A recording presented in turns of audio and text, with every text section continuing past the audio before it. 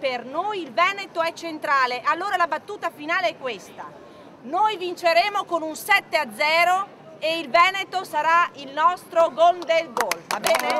Sembra dimenticato quel 6-1 pronosticato da Renzi. In Veneto si deve vincere. Alessandra Moretti vuole chiudere così la sua campagna elettorale. Manca poco alla chiamata alle urne di domenica. Si voterà fino alle 23 e solo a notte tarda si scoprirà il vincitore. Una lunga notte che Rete Veneta racconterà in diretta a partire dalle 21 con collegamenti e continui aggiornamenti che dureranno anche per tutta la giornata di lunedì 1 giugno.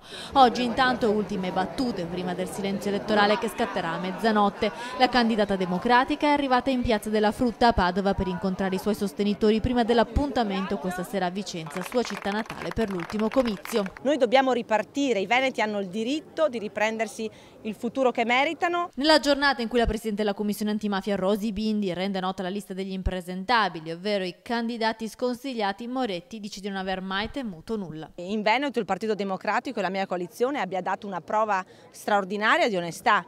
Noi abbiamo chiesto che non ci fossero non solo condannati ma neanche indagati. Io ho richiesto a tutti i candidati di mostrarmi, di certificarmi la pulizia della loro storia, perché credo che l'onestà sia il primo requisito che dobbiamo garantire ai cittadini.